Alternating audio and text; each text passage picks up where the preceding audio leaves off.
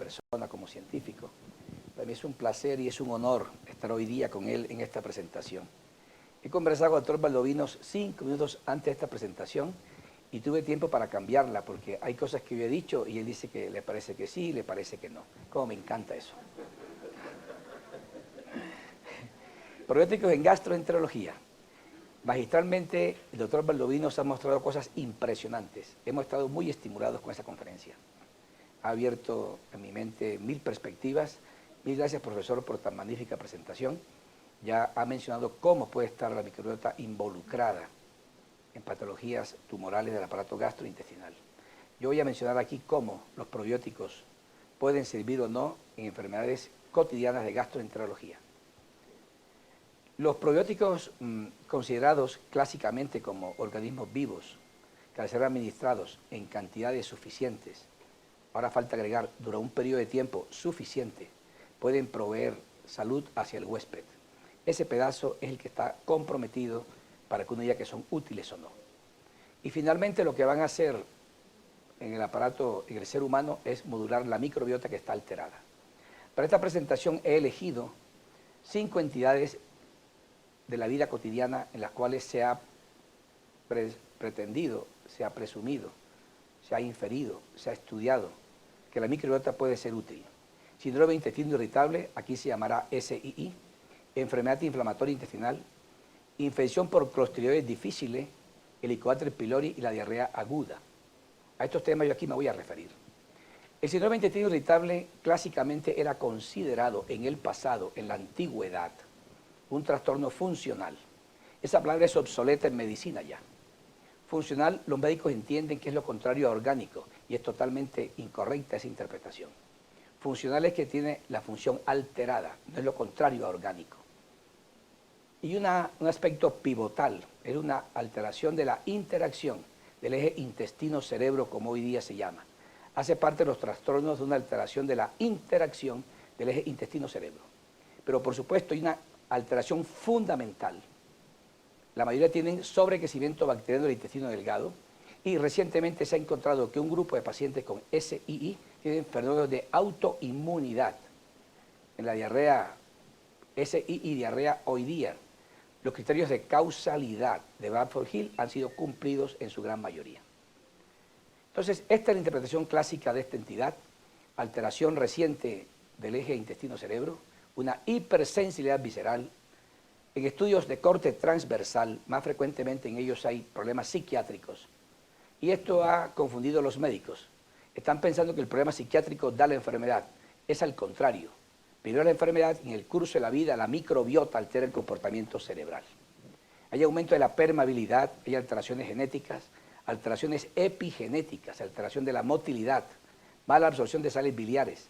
Hay SIBO en el 80% de los pacientes con SII. Y más recientemente, fenómenos de autoinmunidad, hoy día demostrados en muchas partes del mundo. Estas alteraciones pueden producir en el individuo síntomas cardinales, que son fundamentalmente el dolor abdominal, estreñimiento, diarrea, alternancia de estos, y un síntoma muy molesto, impresionantemente molesto, que es el bloating, la sensación subjetiva de que hay distensión abdominal, y que en diferentes sitios la gente lo interpreta de diferente manera. Por no tener traducción correcta a los diferentes idiomas, ha sido eliminado de los criterios diagnósticos para esta entidad. Y con base en lo anterior, el microbioma para esta entidad es un blanco terapéutico al cual todo mundo quiere caerle. Y las estrategias utilizadas para modificar el microbioma en estos individuos son los antibióticos y específicamente la rifaximina, dieta baja en FODMAP, trasplante fecal y lo que hoy día nos convoca en este momento que son los probióticos. Múltiples estudios se han publicado sobre probióticos e intestino irritable. Pues he traído aquí algo que me parece fundamental y es un grupo de expertos en una revisión técnica de la Asociación Americana de Gastroenterología han culminado un proceso muy exhaustivo de literatura y han concluido que la evidencia global disponible es muy baja como para recomendar probióticos para que mejoren el síndrome de intestino irritable. Y solamente hoy día, desde el punto de vista clínico, podrán ser utilizados en el contexto de ensayos clínicos. Y más recientemente, la guía de manejo de SII del Colegio Americano de Gastroenterología es contundente. Y es que ellos sugieren, están en contra de que los probióticos se utilicen para mejorar los síntomas globales del SII. Esta es una guía de práctica clínica con base en la metodología GRADE. Y eso hay que interpretarlo correctamente. Esta recomendación, como es una sugerencia, es un statement condicional, se sugiere. Y se basa la sugerencia en una evidencia de calidad baja, muy baja. Significa que es muy probable que hacia el futuro nuevos estudios cambien esta posición que se tiene hoy día, pero hoy día no hay evidencia suficiente para recomendarlos. Cuando se estudia enfermedad inflamatoria intestinal y probióticos, esta búsqueda sencilla, elemental en PubMed, arroja más de 800 artículos. Sería imposible que un individuo pudiera decantar tanta información científica y por eso, para esta presentación, yo me he valido de gente muy brillante que ha hecho este trabajo primero que yo. En esta metaanálisis de Cochrane, que específicamente estudia los probióticos para inducir remisión en enfermedad de Crohn, ustedes ven cómo es similar a un placebo. El Forest muestra que no hay diferencia significativa. Y algo importante para destacar es que la heterogeneidad de este metaanálisis es cero. Es un metaanálisis que tiene una buena metodología y buenos artículos incluidos. Esta publicación reciente también de un metaanálisis para inducir remisión en enfermedad de Crohn es consistente con lo anterior. Para Crohn, los probióticos no son capaces de inducir remisión en estos individuos.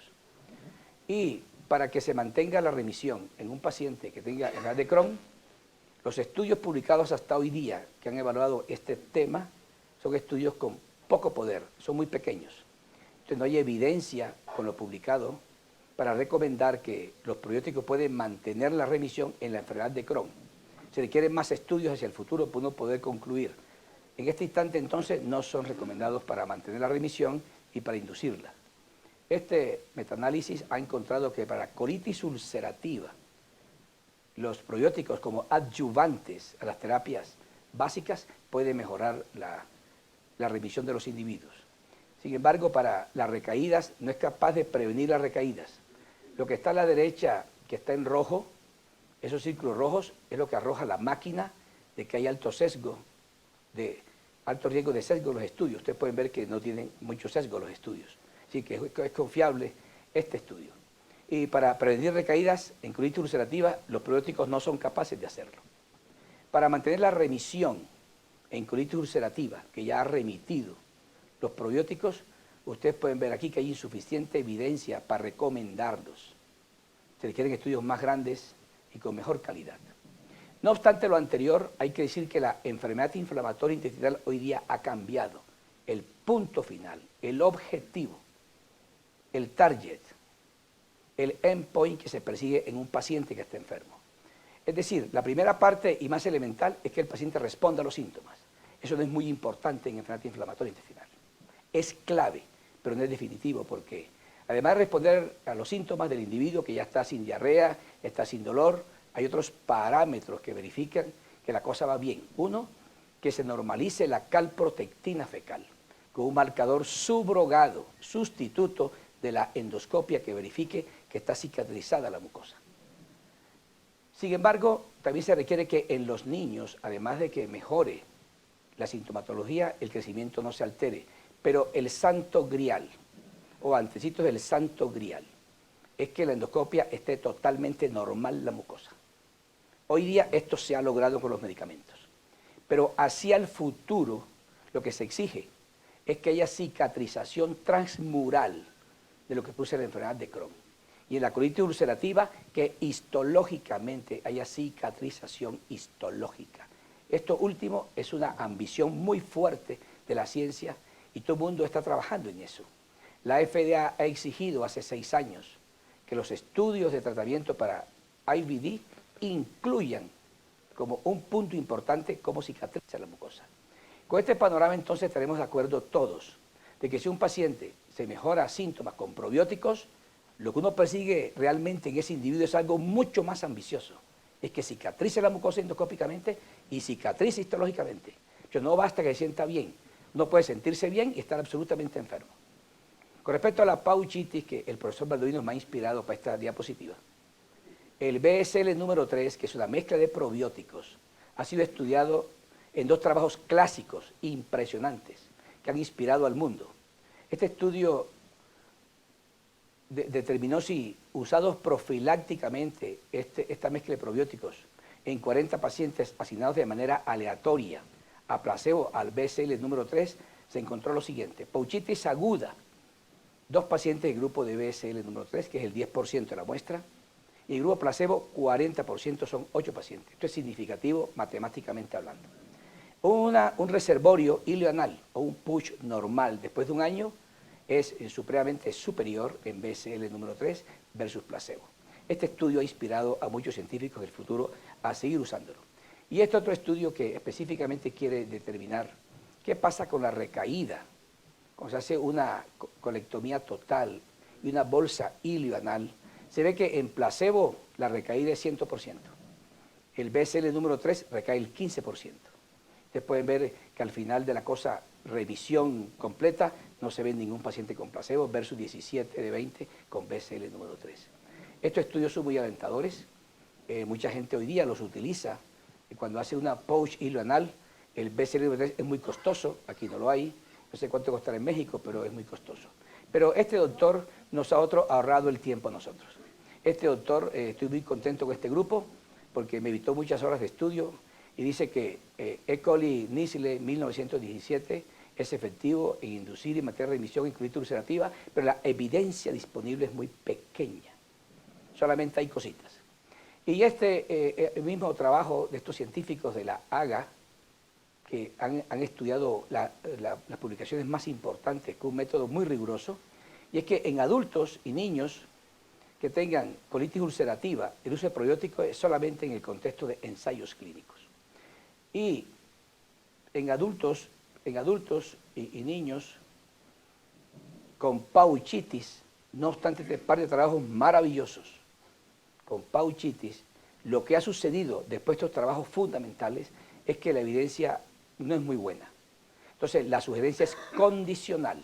En grade condicional es que es posible que esto sea cierto. Y la calidad de la evidencia baja es que es muy probable que hacia el futuro nuevos estudios cambien este concepto que hoy día se tiene. Otra patología de preocupación para el gastroenterólogo es la infección por clostridioides difíciles. Esto sí es, yo creo que es la infección del siglo XXI. Todo médico debe ser experto en manejar clostridioides difíciles y sobre todo evitarlo. Estos son pacientes que vemos a diario nosotros por el abuso de antibióticos y múltiples cosas más. Quiero enfatizar aquí que esta patología es absolutamente seria y se ha presumido que como esta enfermedad se produce, es el mejor modelo que hay en el ser humano para demostrar cómo una microbiota alterada permite que un microbio tan serio como clostridioides difíciles se pueda meter ahí cuando se alteran los microbios saludables en el ser humano. Múltiples mecanismos operan para que él se meta ahí y empiece a dominar ahí y provoca complicaciones serias en el colon de estos individuos. Múltiples estudios y en esta última guía clínica del Colegio Americano está clarísimo, después de decantar la literatura, son expertos en clostridioides difíciles. Messi se dedica a jugar fútbol y ellos se dedican a estudiar clostridioides difíciles. Messi mete bien el gol, ellos lo hacen bien con clostridioides difíciles. Nosotros recomendamos contra el uso de probióticos para prevenir clostridioides difíciles en pacientes que tengan antibióticos como tratamiento. Es decir, como prevención primaria no hay evidencia. Y recomendamos contra usar probióticos para prevenir una recurrencia de clostridioides difíciles, de tal manera que hoy día esto no está recomendado y la recomendación es fuerte a favor. Es decir, no usarlo puede traer más beneficios que usarlos. Y la calidad de la evidencia, que son dos cosas distintas. La calidad de evidencia es ¿en qué se basa este statement? Voy a decirle que qué bueno es que uno pudiera estar seguro que toda la evidencia publicada es correcta. Voy a decirlo de otra manera. Se llama evidencia científica todo lo que está publicado. El problema es que hay que categorizarlos. Si es de buena calidad, de mala calidad. Ahí es donde los médicos no sabemos qué hacer. La gente joven cree que el meme es la verdad. Para los científicos la verdad es que hay un rigor en lo que se ha publicado. Entonces es muy probable que en el futuro existan nuevas evidencias que cambien este statement. La otra patología que se va a tocar aquí esta mañana es los probióticos en las terapias para curar H. pylori. Nosotros preferimos la palabra curar y no erradicar, porque uno cura la neumonía, no erradica la neumonía. O sea, curar H. pylori, incluso el probiótico desde el punto de vista teleológico, fisiopatológico, tendría mucha inspiración. Dar probióticos para aumentar la eficacia de los medicamentos, para disminuir los efectos adversos de esos antibióticos. Y otros quieren dar probióticos para restaurar la microbiota que se ha disturbiado por el antibiótico utilizado. Voy a referirme a estos tres temas aquí en esta presentación. Recientemente, una tesis de un estudiante nuestro que acaba de graduarse fue un metaanálisis sobre probióticos en infección por H. pylori. Este trabajo fue enviado a una revista Q1 y fue aceptado con unos cambios y era prácticamente volver a escribirlo en inglés. Como cuesta mucha plata escribirlo en inglés, dijimos, no podemos, vamos a publicarlo localmente en la revista de la Universidad Nacional y de paso me conozco con ellos. Entonces, en este estudio que es muy riguroso, hace parte del grupo una doctora experta en metaanálisis, tiene un doctorado en metaanálisis, concluimos finalmente así. Los probióticos que se analizaron en el metaanálisis disminuyeron los eventos adversos con terapia triple. Esto fue significativo. Y específica, por ejemplo, en el placebo había 64 eventos adversos versus 50 cuando se utilizaba probiótico durante el tratamiento de H. pylori. Las náuseas en terapia triple, la diarrea en terapia triple fue menor si se usaban probióticos. Y igualmente se encontró que el dolor abdominal y la anorexia no se modificaron usando probióticos. Estos efectos adversos entonces no se modificaron y la alteración del gusto, la claritromicina produce un sabor metálico en la boca y fue con terapia triple, se encontró que dar probiótico disminuye esto. Pero lo importante cuando se va a curar H. pylori es esto. ¿Cuál es la eficacia para que H. pylori desaparezca con el tratamiento? Este trabajo demostró que evidentemente utilizar probióticos aumenta la eficacia de la terapia triple. Es clarísimo que la aumenta. La aumenta en un 48%. Sin embargo, hay que decir cosas interesantes. Que la eficacia encontrada en este metaanálisis por el probiótico per se es del 8.3%. Y se encontró que de 71 con terapia triple pasa a 79% con probióticos, pero no lograron el umbral. Esto es fundamental. Y es que una terapia para curar H. pylori se le exige unos requisitos. El primero, que sea capaz de erradicar H. pylori o de curarlo por intención de tratar en el ensayo de 90% y por protocolo del 95%. No obstante, el probiótico no llegó a ese umbral. Por lo tanto, este medicamento, este probiótico adicionado puede ser aumentar la eficacia, pero no logra lo que queremos. Entonces, en mi concepto en este instante, puede ser muy bueno para aumentar los costos, pero no para aumentar la eficacia del tratamiento. Y en terapia cuádruple, terapias que ya son eficaces per se, con más del 90% de eficacia, el probiótico no aumentó la probabilidad de que subiera a 100% o para ir para arriba. Conclusión de este metaanálisis nuestro es que los probióticos no serían recomendables para curar H. pylori.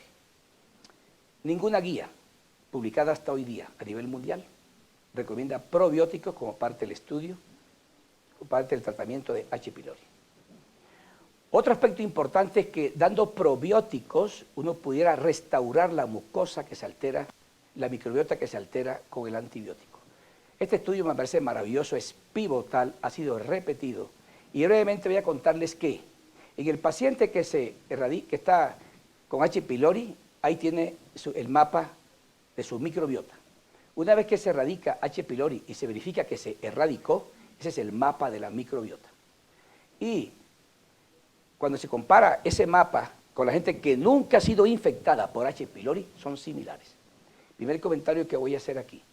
H. pylori per se, por estar en el estómago, por modificar la producción de ácido y otras sustancias, y además por una serie de metabolitos, altera tanto el metaboloma que un paciente con H. pylori tiene totalmente disturbiada su microbiota gastrointestinal. Entonces, el antibiótico podrá ser también su parte lesiva, pero H. pylori per se ya está modificando todo. Y cuando se compara los pacientes controles, los pacientes que no se erradicó H. pylori, ahí está la microbiota alterada. Conclusión, matar H. pylori, muchos estudios han mostrado que restaura la microbiota y el antibiótico que podría modificarla tremendamente, lo que se ve es que se recupera al sitio de no infectado el paciente, que es el control en este estudio. La gastroenteritis aguda es un problema absolutamente serio. Yo no soy pediatra, pero me encanta mucho ver cómo la ciencia avanza en este aspecto. El mundo desarrollado es una cosa en diarrea, porque allá en los países ricos esta enfermedad es autolimitada, rara vez es fatal. Esto contrasta de manera impresionante con el mundo subdesarrollado. Nosotros estamos ahí, pero eufemísticamente nos llaman en vías de desarrollo. Esa palabra la agradecemos inmensamente, pues es un aliento. Ahí vamos dándole, no importa. Produce muchas muertes, más de 2 millones de muertes. Segunda causa de muerte en niños menores de 5 años. La mortalidad por este dato aumenta 8.5 veces. Hay un par de factores nefastos para nosotros. La desnutrición y el pobre acceso al servicio médico. Eso es lamentable. Cuando un médico estudia medicina debe proveer que esto se cumpla. Uno quiere que todo el mundo tenga acceso a la salud. Entonces, esto es nefasto para nosotros. La diarrea aguda es bacteriana en la mayoría de las veces y es viral en la mayoría. Cuando hay vacunas con rotavirus, otros virus, ahí llenan el espacio, como norovirus, adenovirus, calicivirus. Es una patología autolimitada. La pregunta que se hacen los científicos es si uno podría intervenir para aligerar la recuperación. A nadie escapa que esto produce un niño enfermo, produce altos costos en salud y un sufrimiento humano inenarrable. Un niño se enferma y el abuelo, tatarabuelo, el Estado está enfermo, todo el mundo está consternado ese día. Entonces, por supuesto que todo el mundo quiere que esto no suceda. No obstante que es autolimitada, es obvio, es de perogrullo que la hidratación es la piedra angular, porque hay que evitar la deshidratación, alteración de electrolitos y obviamente la acidosis metabólica. Pero la hidratación no modifica el curso de la enfermedad, no modifica la duración y no modifica el número de posiciones. Y el paciente va a durar lo que duraría. Entonces, en el pasado, los médicos solo usaban hidratación, no usaban medicamentos. Yo creo que por temor a desplazar la hidratación, y había poca evidencia de que alguna sustancia adicional pudiera modificarlo. Hoy día, la hidratación más un adyuvante, administrado tempranamente, es lo que uno intuye, que bueno, esto exista. Yo quiero mostrar una evidencia que mi modo de ver es sólida para decir que unos adyuvantes pueden ser útiles. Y en este caso, voy a hablar solamente de los probióticos. Los más conocidos y estudiados para este escenario clínico es el Lactobacillus bifidobacterium. Y voy a traer aquí un par de ensayos clínicos fundamentales, los más importantes publicados hasta el 2022. Este artículo publicado en el New England Journal of Medicine, que creo que es uno de los más leídos en el mundo, hecho en Canadá, es un ensayo clínico con un rigor metodológico impresionante, es envidiable. 800 pacientes, más 800, 442 aleatorizados. Y se vio cómo, definitivamente, este probiótico similar al Rhamnosus GG, un lactobacillus Rhamnosus R0011, similar al GG, y el Helveticus utilizado aquí, fueron iguales a un placebo. No fueron mejores que un placebo en estos niños de ese país desarrollado. La PE no es significativa. En Estados Unidos, ahora sí, el Lactobacillus rhamnosus GG versus el placebo, exactamente igual, metodológicamente impresionante, sale en la misma revista, me encanta, el editorial es fascinante y se concluye que no sirven, igual es un placebo. Con base en este par de artículos que han sido pivotales hoy día, de lo más moderno que se publica, la gente considera que para gastroenteritis aguda estos probióticos no sirven. En su momento yo hice un club de revista, yo fui el expositor del club de revista en mi grupo. Y entonces aquí viene la segunda parte de interpretar la evidencia científica publicada. Entonces hemos ido a unos 10 puntos de chequeo que el profesor Talley considera que ese será un clinical trial. ¿Qué tan adecuada fue la asignación, la secuencia que se generó? ¿Cómo los participantes fueron cegados? ¿Qué tantos participantes se perdieron? Etcétera. De los 10 puntos, este estudio cumple prácticamente 9 puntos. Pero me llama la atención a mí este pedazo que lo comparto con ustedes en este instante. Los desenlaces fueron medidos de forma fácil, de forma correcta, y es válido el desenlace. Aquí voy yo. Esta es la parte que más me interesa de este estudio. Cuando se dicen estos estudios, hay que decir, son de Estados Unidos y Canadá, y no se especifica qué infección tenían los niños. ¿Era rotavirus? ¿Era bacteriana invasiva o era desconocida? El estudio que se hizo en Estados Unidos, 2/3 partes de los niños estaban vacunados contra rotavirus. La dosis era más de 10^10 versus menos de 10^10 unidades formadoras de colonia. Muchos habían recibido antibióticos. Ambos estudios iniciaron el probiótico 72 horas después de comenzar la diarrea. La diarrea aguda remite espontáneamente después de 48 horas. Entonces, este endpoint es complicado interpretarlo. Entonces, estos defectos desde el punto de vista metodológico, uno lo ponen a pensar de que la conclusión correcta de este par de estudios maravillosos es que la Lactobacillus rhamnosus GG no es útil en países desarrollados. Específicamente en estos dos, si se administran después de 32 horas de diarrea. Y creo yo que prematuramente han negado el beneficio de Rhamnosus GG en niños con gastroenteritis aguda en países diferentes a Canadá y Estados Unidos. En estos días que revisé esta guía de práctica clínica de estos autores tan maravillosos, dice que en niños con gastroenteritis infecciosa nosotros estamos en contra del uso de probióticos. Y lo más interesante es la sinceridad de los científicos. Los científicos no son fraudulentos. Aquí no es que todo vale, aquí no es así. Esto no es la política, esto es distinto. Dicen correctamente que la AGA sugiere contra el uso de probióticos en niños con gastroenteritis infecciosa aguda que sean de Canadá y Estados Unidos. Es ahí nomás. La mayoría de los estudios que apoyan el uso de probióticos en este escenario son hechos por fuera de Estados Unidos y de Canadá. Entonces, el beneficio que han obtenido otros científicos de otros sitios, habrá que usarlos en sus respectivos países de origen. Uno podrá extrapolar la moda, que use las gafas oscuras, el jean roto, el piercing, yo no sé, yo no uso piercing, pero no puede extrapolar la ciencia, porque cada cual tiene sus propias condiciones. Y este metaanálisis, publicado un año después, de este par de estudios pivotales, quería verificar qué sucedía con este Lactobacillus rhamnosus GG en diarrea aguda. Son 8 clinical trial, 4.200 niños, y este era el propósito. Y voy a destacar que muestra evidencia con mayor poder de multinacional estudios de que este probiótico puede mejorar la diarrea aguda. Y algo interesante, 51 horas de diarrea con probióticos versus 71 horas. Ese sufrimiento de la mamá en el hospital, 20 horas que quita el sufrimiento. Cuando yo estudio intestino irritable, me encuentro con que hay pacientes con intestino irritable, 15% que dicen, yo te regalaría 20 años de mi vida que me resta si me quitan el dolor y la diarrea de intestino irritable. Y he leído que es tan nefasta calidad de vida con ese I, que hay gente que dice, yo prefiero una muerte súbita, con tal que eviten unos años de sufrimiento con intestino irritable.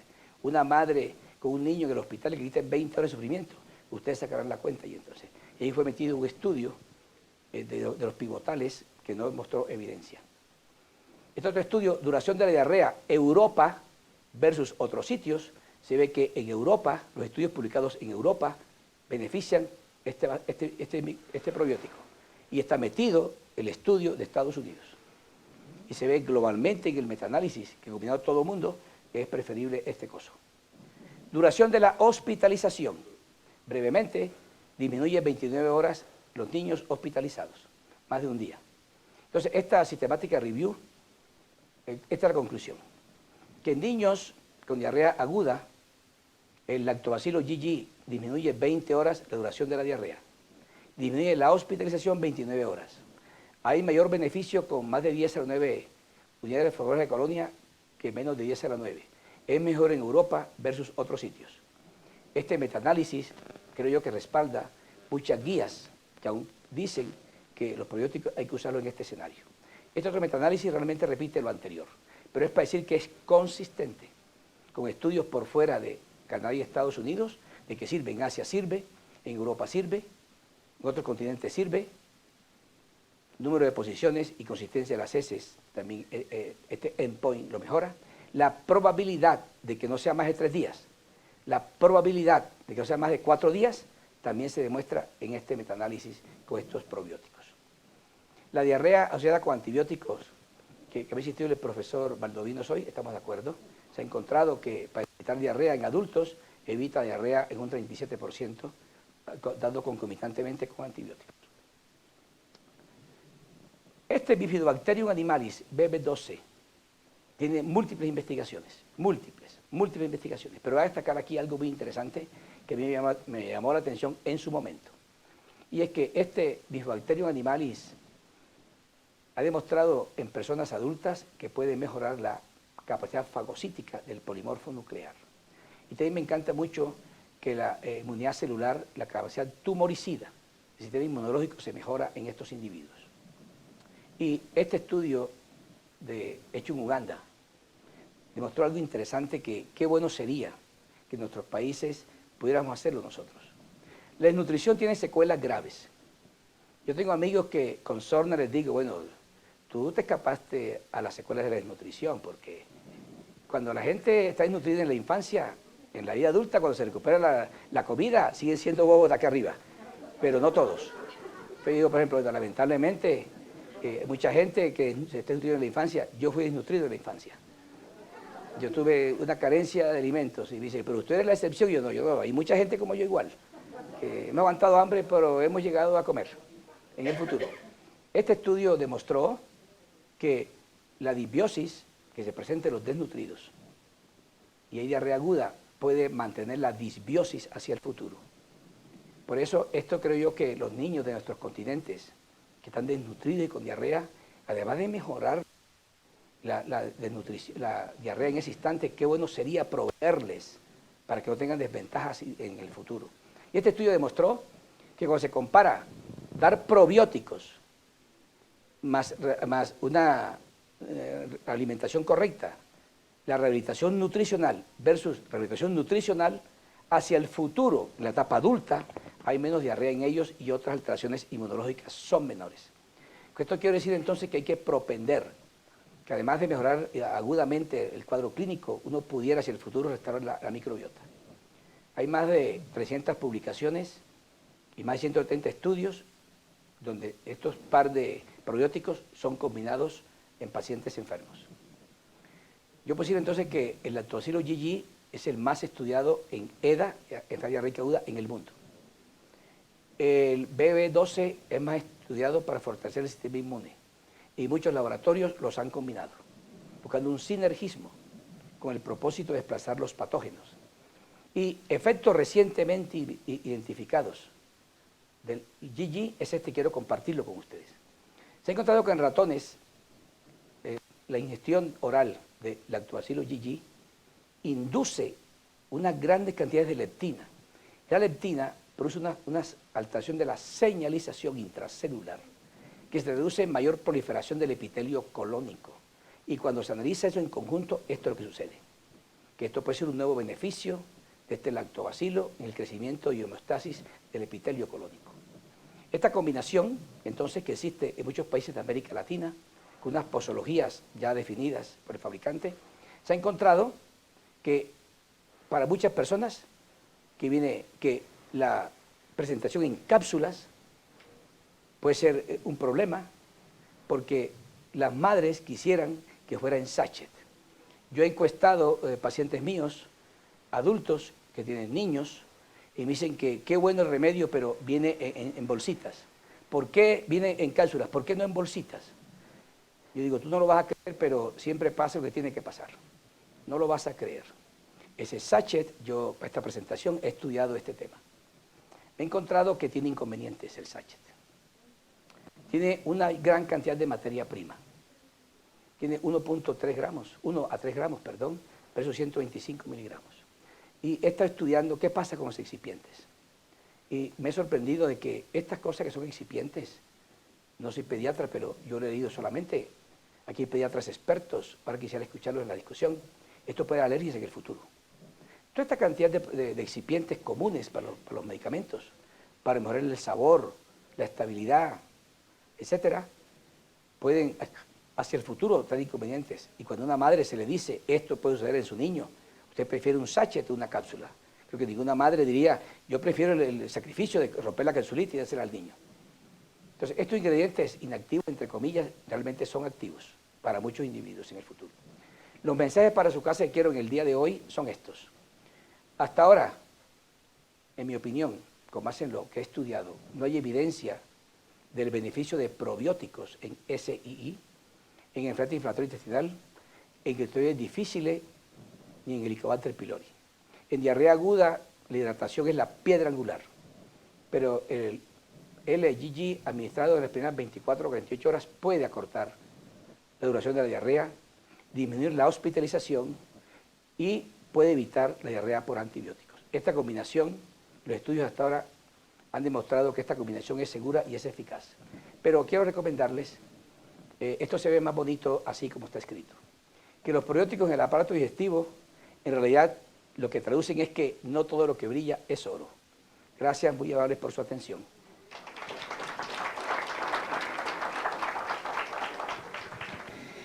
Estoy de acuerdo con el doctor Valdovinos en lo que ha dicho, me parece fantástico. El SII tiene los siguientes síntomas. Tiene diarrea, estreñimiento alternante, tiene bloating, tiene alteración de la calidad de vida, pero hay un aspecto fundamental en el manejo del paciente, la relación médico-paciente.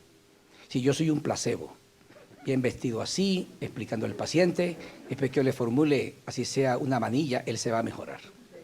Ese aspecto fundamental no ha sido tenido en cuenta en los clinical trials. Entonces, una relación médico-paciente horrible, el paciente lo recuerda a uno la forma en que uno lo atendió el día que lo atendió, no los diplomas que uno tenga. En mi oficina había 300 diplomas, era una egoteca, ya yo los quité. Ahora él me recordará la forma en que yo lo atendí, no los diplomas que tenga. De una buena relación médico-paciente, es posible que eso no sea medido, en que el profesor Valdovinos dice. Yo creo que él es un gentleman, él de repente la atiende bien, le da su probiótico y se le mejora de todo, de la diarrea, el estreñimiento y todo. Pero creo que lo que precede al probiótico es la actitud del profesor Valdovinos.